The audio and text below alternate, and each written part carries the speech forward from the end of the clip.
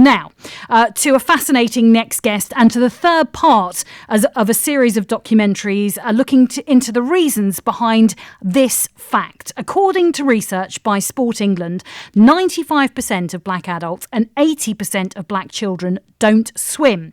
Similarly, 93% of Asian adults and 78% of Asian children do not swim. Well, this has inspired a series of documentaries. It started with a film called Blacks Can't Swim, then Blacks Can't Swim, the sequel, and now the upcoming Blacks Can't Swim Rewind, which was released on the 4th of July. Here is a little taste of what you can expect. Let's change the narrative. It's about swimming. What about swimming? Don't want to do it anymore. What? It's really important to have diverse voices at any table, because if you're trying to solve black people problems, you don't have black people at the table, then you're not going to solve black people problems. If we don't see representation at the elite level on the podiums, the success stories, then it's unlikely that any young person is going to want to participate in a sport that they don't see themselves. A lot of people in my family, the older generation, they don't swim. He loves swimming, as I said, but then all of a sudden it stopped. On occasions we would get to go to the swimming centre and get some lessons, and then it just stopped abruptly. I pray to get me through the night. If I look at it in my swimming lessons, I don't think there was any black people. I think we had Asian people, but I don't think there was any black people. You know, you don't have much role models around you saying, well, you should learn to swim. Would you rather be on the road making money, fam? You should be on the road making peas. Get some nice forces and that. You see the forces and the tracks he's wearing now? Man didn't get that from swimming. He got that from road, fam. So that's when your child has been brought up by the street and not your parents. Let's change the narrative.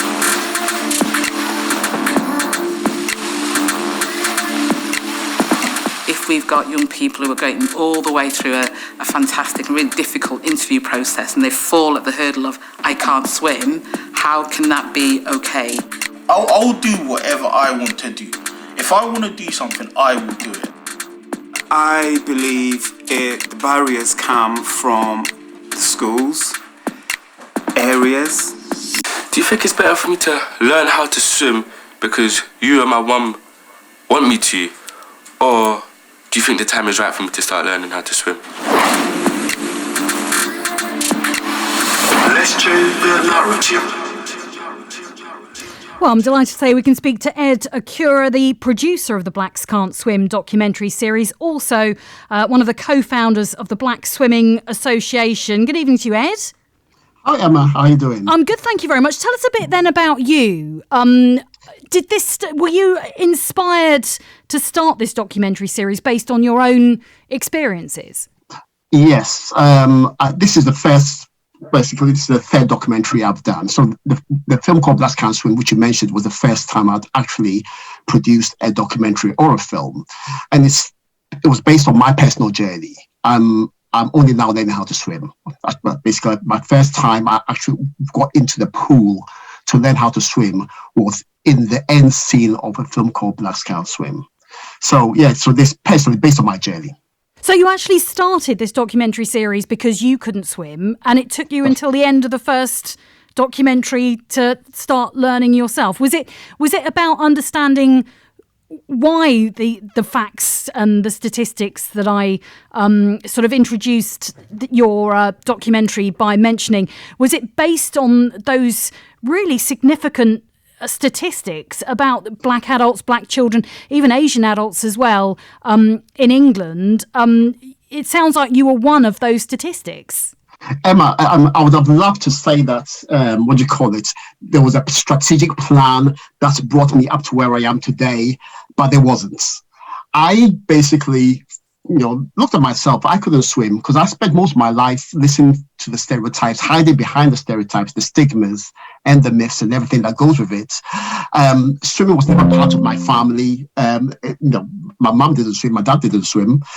Actually, my mum is very, very big on water safety. Her idea of water safety is stay away from the water and you will not drown. And that's how I was brought up. So when I decided to do a film called Blacks Can't Swim, it was just about me. It was just something I just wanted to do, something that I was going to do and just stick it on YouTube and just move on and do something else. Until I released the trailer, and then I realized that it wasn't just about me. There's a big issue out there. The amount of people that contacted me and said they wanted to watch this film and they could resonate with it, it was unreal. Hence the reason it continued. Now, this is part 3 of this documentary series, and tell us about this story in particular, because you're sort of following 2 young people, aren't you?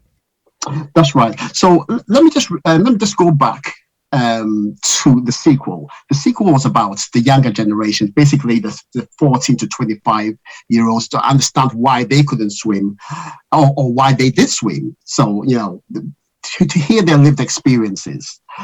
So when I decided to do the third one, what I wanted to do was rewind back to the parents and the adults to understand how their personal journeys and lived experiences has had effects on the children of today.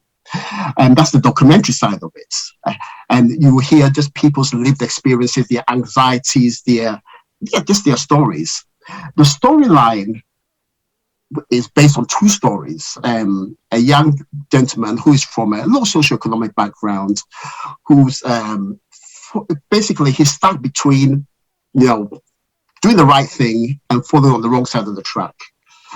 And his mom, he wants to get a job. He doesn't know what he wants to do in life. He sees this poster and he says, "Oh, I want to do that. I want to work within the Marines. Get an apprenticeship." But not being able to swim holds him back. The other story is quite the opposite. It's a young lady from a middle-class background. She's been trained to become an elite swimmer, but then suddenly things change. Her body starts, she starts experiencing different things in the body, hair, Instagram, social media, and decides she doesn't want to do it anymore. So those are the 2 stories. Okay, so you follow those 2 stories. I just wondered, during the course of the films that you've made, what have you discovered? What conclusions have you reached? That everybody has a story. Right, yes. Whether you swim or you don't swim. If you swim, how did you start swimming? Why did you start swimming? If you don't swim, what held you back? Hence the reason why the Black Swimming Association, we are doing this groundbreaking research under hashtag Our Swim Story, just to hear people's stories, to understand, how swimming is part of your life or not part of your life. So one thing I can say is that everyone has a swim story. And have you played a part, as you say, as part of the Black Swimming Association? Do you feel that one of your roles now is to persuade people that swimming is an important skill for them to have? Yes, it is. It's important for a number of reasons. Obviously, the main one that everybody would know is it's a life skill, but also it's I've been told it's enjoyable. I'm almost have you yet to be stage. Persuaded by that? I'm getting to the stage. Okay. When you learn how to drive. When you learn how to drive and you're driving for the very first time, you're so concentrated, you can't even listen to music. That's how I am. I'm just coming out of that stage to the point whereby now I can start enjoying it. And obviously it's good for mental health, it's good for your physical health and all that kind of stuff. So how the film, I want to quickly just tell you how it all works with the Black Swimming Association and the film. The film highlights the issue from the communities and such. And the Black Swimming Association works in addressing the issues. So that's how the 2 work hand in hand. Okay, and in your own experience, at the moment, are you still sort of going to a local swimming pool to make yourself, to get more confident at swimming? Yes, I am. I tell you what's fun, it's the going abroad somewhere and swimming in a lovely warm sea, rather than in a local swimming baths. But what I used to do when we go abroad was I was the guy that sat by the beach looking after the towels and the bags whilst everybody was in the pool in the sea having fun. So now that I'm more confident and I'm more aware of water safety and such, I will be out there in the water as well. Because that's the thing, you don't want to be the person as lovely as it is, I'd love to go on holiday with you and have you look after my my valuables while I go for a swim, but you need to be in the swimming, you need to be in the sea as well. So this is the third of these documentaries. That's right. Is this a trilogy, or do you think there may be more to come?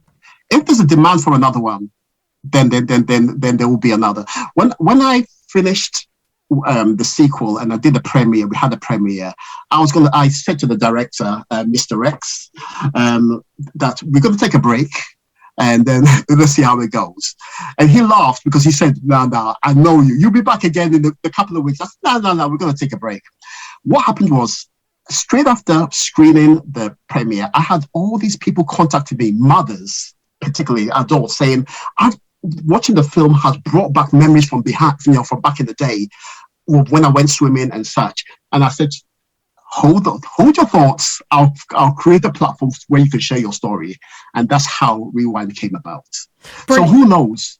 Yeah, exactly. Who knows? But it's released on the 4th of July. So where can people find it? So basically, www.blackscan'tswim.com.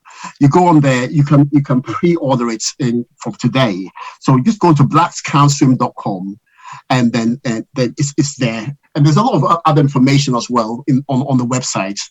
So just make sure you do that. Thank you so much, Ed. Really appreciate your time this evening, and I've no doubt we will speak to you again in the future. But thank you so much. Blacks Can't Swim. You can Google that immediately if you like and go and investigate. That's the third part of this documentary series that has been produced by Ed, also one of the co-founders of the Black Swimming Association, if that is something else you might want to go and investigate. We ought to head back to Centre Court, where I think last time we were there, Rafa Nadal wasn't having it his own way. Are we heading to a fifth set, potentially, Andy?